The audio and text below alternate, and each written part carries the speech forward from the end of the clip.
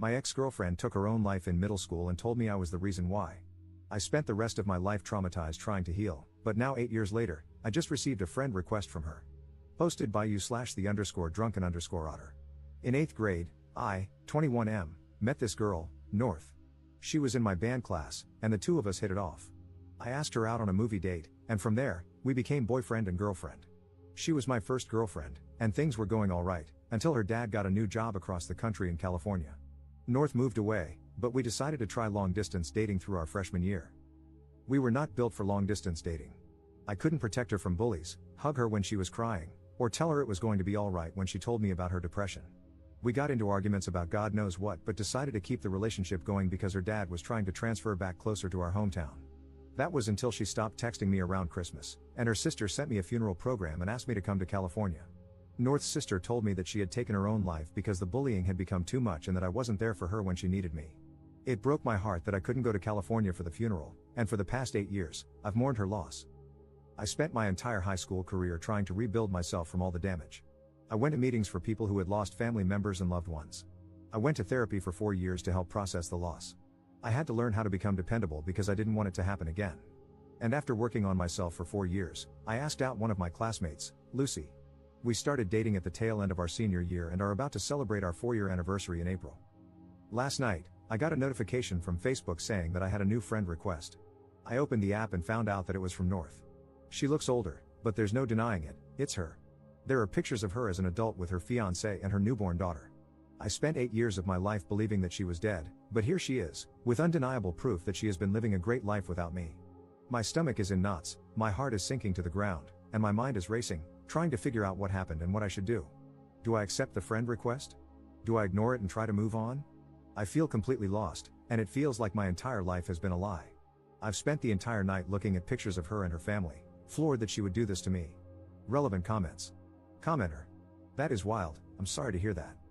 Have you ever Googled her name in those 8 years, and did nothing about her ever come up? Did you follow her on any social media when you were together, and did all those accounts simply stop updating? Did those accounts have an in memoriam post or anything like that? Ops response. She's always been coming and going with social media. She'd make an account, stop posting for 6 months, then make a new one whenever she wanted to restart. I have tried Googling her, but she shares a name with a UCLA professor, so UCLA is the only thing that comes up after miles of scrolling. Commenter 2. So, I don't know if it's the healthiest option, but I would 100% want closure. Accept the friend request and send her a message saying how happy you are to see that she's alive since you were under the impression she had committed suicide. How thankful you are that it was a lie and that you're happy she's clearly in a better place. Do not accuse her of anything. If you feel inclined, let her know that her death led to you dedicating a part of your life to being the person you felt she needed at the time. Let her apologize if she does, don't feel inclined to accept it, and feel free to let her know that she caused a lot of hurt. I wouldn't engage beyond finding closure, and I 100% would block her after getting it. Ops response. I do want closure, but I don't want to chase it with how stirred up I am right now. I don't know if I'm happy that North is alive. Don't get me wrong, I don't wish death upon her, but I feel upset that she would do that.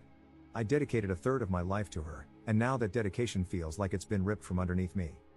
A part of me is happy that she's alive, but I'm also angry, devastated, and heartbroken that I wasn't the person she could simply talk to, that I was such a little crap that it was easier to fake her death than to break up with me. But so much has changed for me because of this. I'm happy with how my life is turning out, but so much of that came from wanting to do right by her memory. And now it's just, I don't know what it is, but I know it sucks. Update same day. Thank you to all who have responded. I want to get to each and every one of you, but for now, I hope this update will do.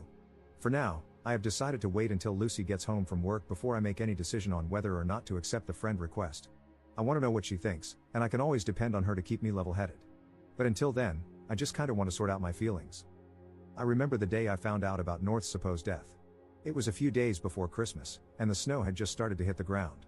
I remember walking to the edge of the neighborhood along Main Street. I sat on the sidewalk, watching the cars, thinking about how, if I walked onto the road, they wouldn't be able to stop.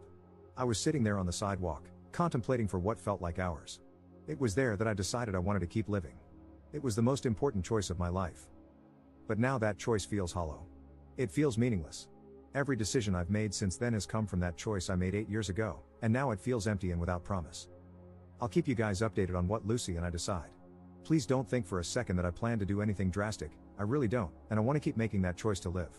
But for now, I just need to figure out my meaning. Second update 2 days later. I accepted the friend request. After Lucy and I talked about it, we agreed that the possibility of getting some sort of closure would be worth it. So I accepted the friend request and sent out a text saying hello. About half an hour later, I received a notification that North had responded. We started talking a bit, discussing how our lives had been. Turns out, she and her fiancé were in town visiting family, and it made her think about all the hurt she had caused me. She said she wouldn't feel comfortable moving on with her relationship without knowing if I was okay. She tried to apologize, saying that we were dumb kids and that it seemed easier to ghost me instead of breaking up with me. She told me all about how, in some messed up teenage way, she thought that giving me an explanation for her ghosting me would make it easier for me to move on, so she and her sister concocted the whole story. I told her about the years of therapy, the years of loneliness, and how guilty I felt when I started dating again. I told her how I used to think she was the one for me, even through the nights of arguing, and that she had hurt me more than if she had just thrown me away. And I told her that, in some weird way, I'm thankful to her. Her death changed me for the better, and I would not be the man I am today if it weren't for her. I then texted, having said that, I will not accept your apology. It's a shallow attempt to free your guilty conscience before you get married. If you were really sorry, you would have said something sooner, you would have apologized sooner, or you wouldn't have done it at all. You took the coward's way out, and I do not forgive cowards. She said she understood but hoped that one day I could move past the hurt she caused me and find it in my heart to forgive her. I took screenshots of the whole conversation and sent them to her fiancé. I don't know if he knows the story between me and her, but now he has enough of an idea that they can start that conversation. I hope they figure out how to move past it. After all, they look very happy together, and the mistakes of a teenager shouldn't affect her current life. However, I'd be lying if I said there wasn't a part of me hoping it crashes and burns. I know this is not the update some of you wanted. Some of you really wanted me to bully my way through the conversation or play mind games to mess with her. But that is not who I am, nor is it who I want to be. On the bright side, I can now truly move on from the relationship that cost me 8 years of my life and put the whole story of North behind me. Thank you to everyone who helped me find the courage to face this head on, thank you to everyone who sent kind words, and thank you to the guy who DM'd me the number for the sewer slide hotline. I won't need it for the foreseeable future, but I appreciate it nonetheless. Notable comments. Commenter. All of that seems just so unnecessary. I want to break up with him, but I'm a coward, so I don't want to tell him directly. So, I'm just gonna ghost him because that's easier than breaking up with him. But I want it to be easier for him to move on, so I'll have my sister create a funeral brochure and make up a lie about me killing myself. But we're also going to blame him for not being there to protect me, so much for sparing his feelings, I guess. I'm also going to invite him to my non-existent funeral, and phew, thank God he didn't try to come at all, that would have been really awkward. Commenter 2. There is 0% chance that the intent was to make it easier for him to let her go. It was to hurt him because she was mad at him. She was mad that he could not be physically present. That's why her sister said she killed herself, because he couldn't be there for her.